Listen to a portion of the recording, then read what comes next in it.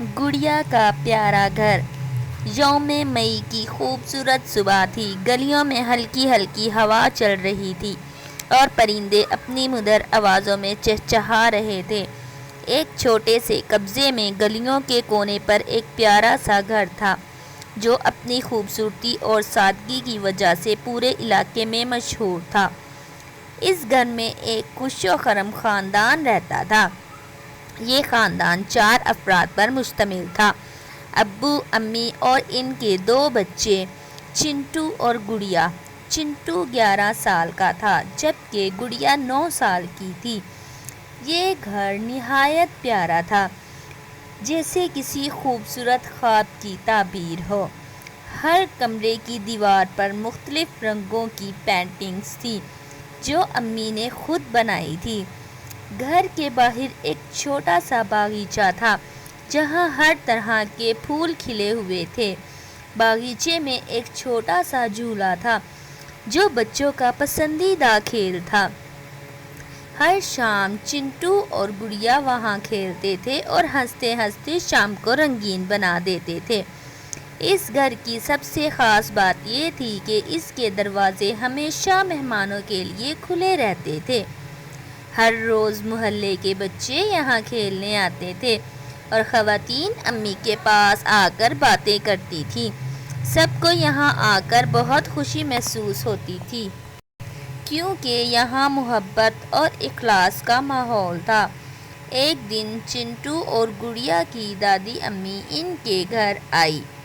دادی امی نے بچوں کو کہانیاں سنائیں اور انہیں پرانی یادوں میں لے گئیں۔ انہوں نے بتایا کہ کس طرح ان کے والدین نے اس گھر کو تعمیر کیا اور کتنی محنت اور محبت سے اس کی دیکھ بھال کی۔ اس پیارے سے گھر میں سب سے خوبصورت جگہ وہ کمرہ تھا جہاں ایک بڑی سی لائبریری تھی۔ یہاں ہر طرح کی کتابیں موجود تھیں: کہانیاں، ناول، شاعری اور تاریخی کتابیں۔ چنٹو اور گڑیا کو یہاں وقت گزارنا بہت پسند تھا۔ چنٹو کو کہانیاں پڑھنے کا شوق تھا جبکہ گڑیا کو شاعری پسند تھی۔ ایک دن جب چنٹو اپنے دوستوں کے ساتھ کھیل رہا تھا، اس نے دیکھا کہ ایک چھوٹا سا بچہ گلی کے کونے پر بیٹھا ہوا ہے اور رو رہا ہے۔ چنٹو نے فوراً اپنے دوستوں سے کہا کہ اسے اس بچے کی مدد کرنی چاہیے۔ وہ بچہ بھٹک گیا تھا اور اپنے گھر کا راستہ نہیں جانتا تھا۔ چنٹو نے اسے اپنے گھر لے جا کر پانی پلایا اور امی کو بلایا۔ امی نے بچے کو تسلی دی اور پھر محلے کے دوسرے بچوں سے بھی پوچھا کہ وہ کس کا بچہ ہے۔ کچھ دیر بعد بچہ اپنے والدین کے پاس پہنچ گیا اور چنٹو کی امی کی تعریف کی۔ چنٹو اور گڑیا کو اپنے والدین کی تربیت پر فخر تھا۔ ان کے والدین نے انہیں ہمیشہ دوسروں کی مدد کرنا سکھایا تھا اور اسی وجہ سے ان کا گھر سب کے لیے پیارا تھا۔ ایک دن امی نے اعلان کیا کہ وہ سب مل کر گھر کو نئے رنگوں سے رنگیں گے۔ چنٹو اور گڑیا بہت خوش ہوئے اور فوراً رنگوں کا انتخاب کرنے لگے۔ انہوں نے فیصلہ کیا کہ ہر کمرے کو الگ رنگ سے رنگا جائے گا تاکہ ہر کمرے کی اپنی خاص پہچان ہو۔ سب نے مل کر گھر کو نئے رنگوں سے سجا دیا اور گھر بھی خوبصورت ہو گیا۔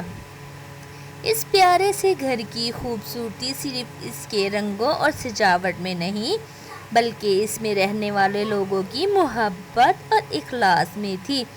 اس گھر میں ہمیشہ ہنسی، خوشی اور سکون کا ماحول رہا اور یہی چیز اس گھر کو سب کے لیے پیارا بنا دیتی تھی۔